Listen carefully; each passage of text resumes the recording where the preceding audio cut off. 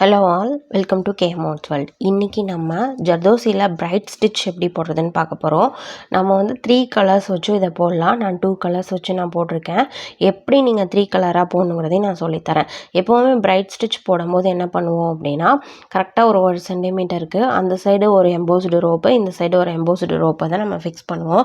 ஆனால் இந்த ஜர்தோசி பிரைட் ஸ்டிச்சை பொறுத்த வரைக்கும் நம்ம என்ன பண்ண போகிறோம் அப்படின்னா, அந்த சைடும் இந்த சைடும் எம்போஸ்டுக்கு வந்து கோரா ஜர்தோசி, அதாவது ஜர்தோசி வந்து 3 டைப் சொல்லுவோம். கோரா, நக்சி, ஜதி சொல்லுவோம். இதில் நம்ம கோரா வந்து அந்த சைடு இந்த சைடு ஃபிக்ஸ் பண்ணிக்கோம். ஏன் அப்படின்னா அதோட சைஸ் கொஞ்சம் பெருசு, அதுவும் இல்லாமல் அது நெருக்கி இருக்கும் அந்த ஸ்ப்ரிங்கு. ஸோ அது வந்து எம்போஸ்டாக ஃபிக்ஸ் பண்ணுறதுக்கு வந்து கரெக்டாக இருக்கும். ஓகேவா?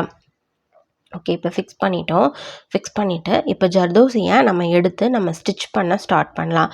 ஜர்தோசியை வந்து ஈவன் ஹைட்டில் வந்து நீங்கள் ஸ்டிச் பண்ணுங்கள், கட் பண்ணுங்கள். ஜர்தோசியை பார்த்தீங்க அப்படின்னா நீங்கள் 1 சென்டிமீட்டர் அப்படின்னா கரெக்டாக 1 சென்டிமீட்டருக்கு தான் எல்லா ஜர்தோசியோட ஹைட்டுமே நீங்கள் கட் பண்ணியிருக்கணும். அப்படி பண்ணிங்கன்னா தான் அந்த பின்னல் சொல்கிறல அது கரெக்டாக வரும். ஓகேவா? ஜர்தோசியில் நீங்கள் லோட் பண்ணிவிட்டு நீங்கள் ஃபிக்ஸ் பண்ணியிருக்கீங்கல்ல, அந்த எம்போஸ்டு ஜர்தோசிக்கு வெளியே வர மாதிரி ஸ்டிச் பண்ணும். ஓகேவா? ஜர்தோசியை சென்டர்லேருந்து எடுத்து வெளியே வந்து நீங்கள் ஆல்ரெடி வந்து உங்களுக்கு பிரைட் ஸ்டிச் நீங்கள் நிறையா போட்டுட்டீங்க. உங்களுக்கு ஏதாவது பிரைட் ஸ்டிச்சில் டவுட் இருக்குது அப்படின்னா இதுக்கு முன்னாடி சொல்லி கொடுத்ததில் போய் பாருங்கள், கண்டிப்பாக உங்களுக்கு புரியும். ஓகேவா? எங்கேருந்து ஸ்டார்ட் பண்ணோம் அப்படின்னா சென்டர்லேருந்து ஸ்டார்ட் பண்ணி நம்ம கொண்டு வந்தோம். ஓகேவா? இப்போ வந்து 3 டைம் போட்டுட்டோம். இப்போ வந்து இந்த சைடு வந்து முடிச்சுக்கலாம். இருங்க, ஒரு 4 தடவை போட்டால் அந்த கலர்ஸ் கொஞ்சம் லென்த்தியாக இருக்கிற மாதிரி கூட இருக்கும். 4 டைம் 5 டைம் இந்த மாதிரி நீங்கள் போட்டுக்கோங்க. 5 தடவைக்கு மேலே ஒரு கலரை லோட் பண்ணிங்க அப்படின்னா அது பார்க்குறதுக்கு அந்தளவுக்கு லுக்காக இருக்காது. ஸோ நாட்டை போட்டு ஃபினிஷ் பண்ணிடுங்க. இதில் ஒவ்வொரு கலரையுமே நீங்கள் ஃபினிஷ் பண்ணும்போது கண்டிப்பாக நாட் போடணும். அதுக்கப்புறம் அந்த சைடு கார்னர்லேருந்து இப்போ ரைட் முடித்தோன்னா லெஃப்ட் அந்த மாதிரி பண்ணிவிட்டு வெளியே எம்போஸ்டு ஜர்தோசிக்கு வெளியே இருந்து லோட் பண்ணி அடுத்த கலரை முன்னாடி போட்டதில் க்ளோஸ் பண்ணி கொண்டு வந்து ஸ்டிச் பண்ணணும். எப்படி அப்படின்னா, ஃபஸ்ட்டு நீங்கள் வந்து எம்போஸ்டு ரோப்பை க்ளோஸ் பண்ணி கொண்டு வரீங்க அப்படின்னா அது பக்கத்தில் இருக்கிற எம்போஸ்டு ரோப்பை டச் பண்ணி முடிக்கணும். 2யுமே நீங்கள் க்ளோஸ் பண்ணக்கூடாது. இந்த சைடு அப்படியே மூடி கொண்டு வந்து இந்த சைடில் அதில் பக்கத்தில் டச் பண்ணி ஸ்டிச் பண்ண போகிறோம். இந்த மாதிரி தான் வந்து இந்த ஸ்டிச்சை நம்ம போடுவோம்.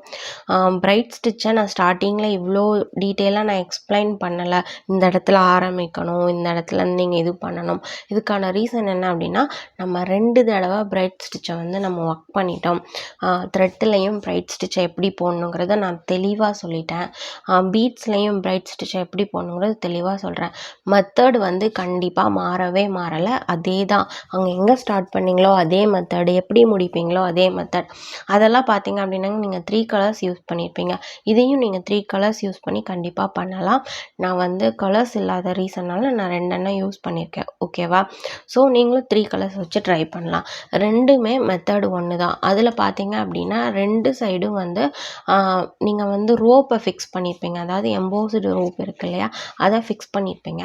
இந்த ஜர்தோசியில் வந்து ரோப்பை ஃபிக்ஸ் பண்ணாமல் நீங்கள் என்ன பண்ணியிருக்கீங்க அப்படின்னா கோராவை ஃபிக்ஸ் பண்ணியிருக்கீங்க. அதாவது ஜர்தோசியோட ஒரு டைப்பான கோராவை நீங்கள் ஃபிக்ஸ் பண்ணியிருக்கீங்க. இது 2 தான் இதோட டிஃப்ரெண்ட்.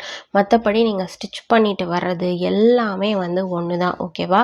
ஃபஸ்ட் டைம் என்னோடய வீடியோ பார்க்குறீங்க அப்படின்னா உங்களுக்கு நான் கீழே டிஸ்கிரிப்ஷனில் அந்த வீடியோவோட லிங்க் கொடுக்குறேன். நீங்கள் ஒரு தடவை பார்த்துட்டு வந்து இதை ட்ரை பண்ணிங்கன்னா கண்டிப்பாக வந்துடும். ஓகேவா? ஒவ்வொரு தடவையும் நம்ம ஸ்டிச் பண்ணும்போது இந்த சைடில் வெளியே இருந்து எடுத்தோம்னா அந்த சைடில் உள்ளே போய் முடிக்கணும். அதாவது எம்போஸ்டு ஜர்தோசிக்கு வெளியே இருந்து எடுத்தோம் அப்படின்னா ஆப்போசிட்டில் இருக்கிற எம்போஸ்டு ஜர்தோசியை டச் பண்ணி நீங்கள் முடிக்கிற மாதிரி இருக்கும். ஓகேவா? ஒவ்வொரு தடவையும் 4 டைம்ஸ் ஒரு கலர்ஸ் எடுக்கிறீங்க அப்படின்னா அதுக்கு அடுத்த தடவையும் நீங்கள் 4 டைம்ஸ் தான் அந்த கலர்ஸை வந்து நீங்கள் எடுக்கிற மாதிரி இருக்கும். ஒவ்வொரு கலரையும் நீங்கள் முடிக்கும் போது கண்டிப்பாக நாட் போட்டு முடிக்கணும். நாட்டை வந்து கிளியராக போடுங்க. ஓகேவா? அதுக்கப்புறம் பார்த்தீங்க அப்படின்னா நீங்கள் ஒவ்வொரு தடவையும் கலர்ஸை வந்து நீங்கள் மைண்ட் பண்ணிக்கிறதுக்காக நீங்கள் ரெட்டு ப்ளூ அந்த மாதிரிலாம் வச்சுக்க வேண்டாம். 1 2 3 அகைன் 1 2 3 1 2 3 இந்த மாதிரி வச்சுக்கோங்க. அப்படி வச்சிங்க வச்சிங்க அப்படின்னா தான் உங்களுக்கு போடுறதுக்கு கரெக்டாக இருக்கும். இப்போ ஃபஸ்ட்டு க்ரீன், அடுத்து கோல்ட், அடுத்து ஒரு ஆரஞ்சு, அடுத்து நான் திரும்ப அகெயின் அதே க்ரீன், கோல்டு, ஆரஞ்சு இந்த லைனில் தான். அதாவது ஒரு ஜடையை எப்படி பின்னுவோம் பின்னல், அதே ப்ராசஸ் தான் இது. ஓகேவா?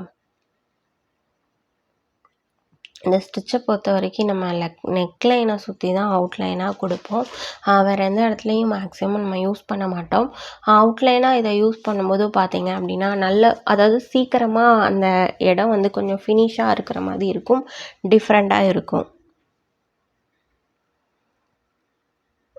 ஒவ்வொரு தடவையும் நம்ம ஸ்டிச் பண்ணும்போது அந்த சைடில் கொண்டு வந்து முடித்த ஜர்தோசியை க்ளோஸ் பண்ணி ஸ்டிச் பண்ணிட்டு வாங்க.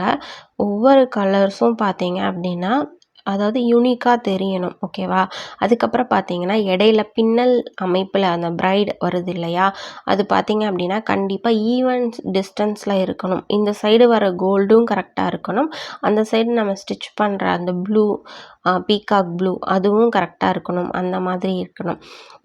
ஒவ்வொரு தடவையும் இந்த சைடு ஃபினிஷ் பண்ணிவிட்டு அந்த சைடு எடுக்கும்போது நீங்கள் எந்த இடத்துலேருந்து ஸ்டார்ட் பண்ணுறீங்க அப்படிங்கிறத கரெக்டாக மைண்டில் வச்சுட்டு நீங்கள் ஒர்க் பண்ணீங்க அப்படின்னா அதை கண்டிப்பாக ஒர்க் பண்ணிடலாம்.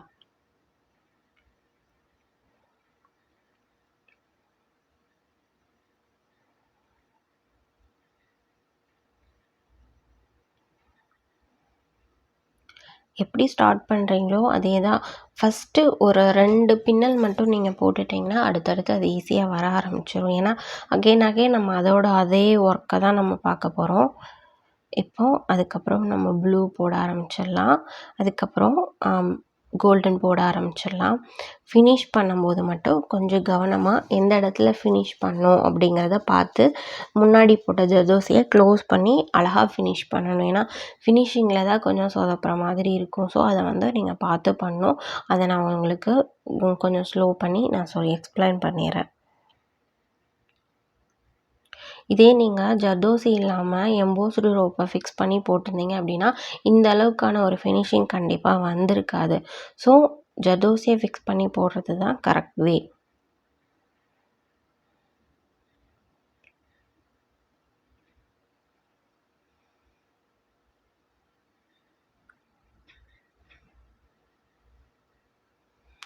ஆரியை பொறுத்த வரைக்கும் ஜர்தோசி வந்து ரொம்ப ஈஸியான ஒரு விஷயந்தான். ஆனால் அது வந்து பார்த்தீங்க அப்படின்னா ஒரு ப்ரைடல் லுக்கில் வந்து ஒரு முக்கியமான பார்ட். ஏன் அப்படின்னா அது சீக்கிரமே கருக்காது. அதுவும் இல்லாமல் அதோட லுக்கே டிஃப்ரெண்ட்டாக இருக்கும். அதனால நீங்கள் ஜர்தோசி வந்து ரொம்ப கஷ்டமான ப்ராசஸோ அப்படிலாம் நினைக்க வேண்டாம். அது ரொம்ப ஈஸியான ஒரு விஷயந்தான். கொஞ்சம் அதிகமான ப்ராக்டிஸ் வேணும், அவ்வளோதான்.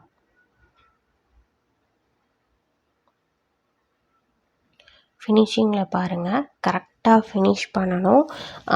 ரொம்ப அங்கிட்டும் இங்கிட்டும் போயிடக்கூடாது. ஃபைனலாக நாட் வெளியே தெரியக்கூடாது. ஃபைனலாக முடிக்கும்போது முந்தின ஜர்தோசியோட அந்த எட்ஜு அந்த நாலும் வந்து ஒரு சைடாக வந்து இருக்கும்ல, அந்த நாலும் வந்து வெளியே தெரியாத அளவுக்கு ஃபினிஷ் பண்ணி கரெக்டாக ஸ்டிச் பண்ணிட்டீங்க அப்படின்னா கரெக்டாக வந்துடும்.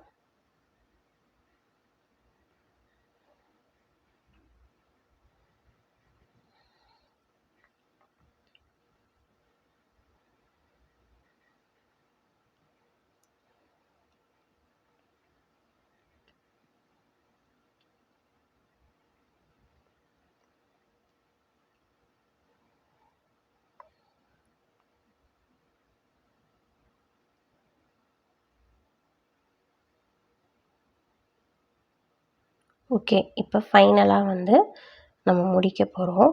கரெக்டாக ஈவனாக கொண்டு வந்து ஸ்டிச் பண்ணியாச்சு. ஃபைனலாக முடிக்கும்போது பார்த்தீங்க அப்படின்னா அந்த ப்ளேஸ்க்கு தகுந்த மாதிரி ஜர்தோசியை கட் பண்ணி எடுத்துருக்கு. அந்த ஃபைனலில் மட்டும்தான், மற்றபடி எல்லா ஜர்தோசியோட ஹைட்ஸும் கரெக்டாக தான் இருக்கும்.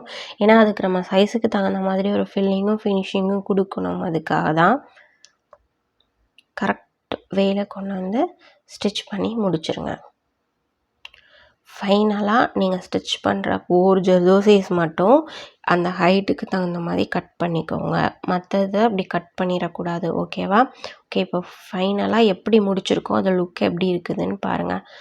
இதுக்கப்புறம் நம்ம அவுட்லைனுக்கு வந்து செயின் ஸ்டிச், அதாவது ஜரி த்ரெட் யூஸ் பண்ணி செயின் ஸ்டிச் போட்டாச்சு. ஒரு 2 லேயர் போட்டுட்டு நம்ம ஒர்க்கை ஃபினிஷ் பண்ணிடலாம். ஓகேவா?